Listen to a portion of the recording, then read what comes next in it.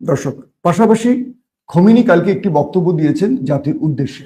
তিনি বলেছেন, আমি মৃত্যুকে ভয় করি না, প্রতিটি মানুষেরই মৃত্যু আসবে এবং এটাকে শাহাদাতের মৃত্যু হিসেবে পাওয়া সবচেয়ে বড় সৌভাগ্যের। সুবহানাল্লাহ। আমার এই টাইপের কথাগুলো শুনে না আমার গায়ে পশম দাঁড়িয়ে যায়। প্রতিটি মৃত্যু মানুষের আসবে, সব মানুষই মরবে, কেউ বেঁচে নেই। নমরুদ, ফেরাউন, উদ্বায়, সাইবা, আবু জেহেল কেউ বেঁচে নেই।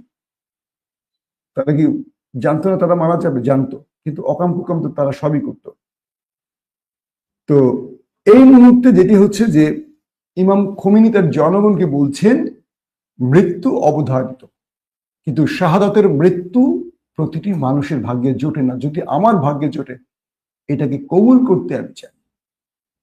তো বৃদ্ধ একজন মানুষ, তিনি বলেছেন, আপনারা ঐক্যবদ্ধ থাকুন। শত্রু আমাদেরকে ভেঙে দিতে চায়, আমাদের মনোবলকে ধ্বংস করতে চায়। শত্রু আমাদেরকে দুর্বল করে এই রাষ্ট্রকে কেড়ে নেবে। আজকে আপনি যা বুঝতে পারছেন না, কালকে হয়তো বুঝবেন। লিবিয়ার দিকে তাকান, গাদ্দাফিকে সরিয়ে দিয়ে কি হচ্ছে সেই দেশটাতে।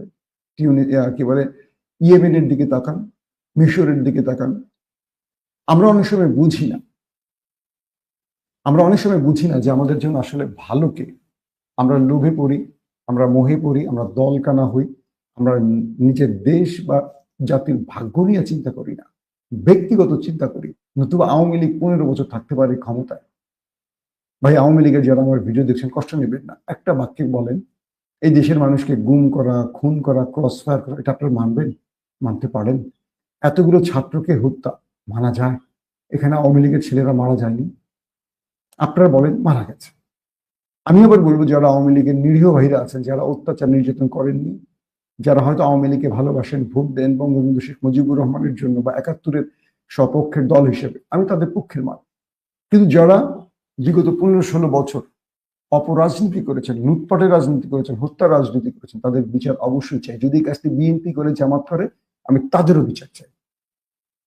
একদম আমার ক্লিয়ার কাট কথা, আমি দল কানা না। তো বিষয়টি হলো যে আমাদের বিবেককে আসলে জাগাতে হবে।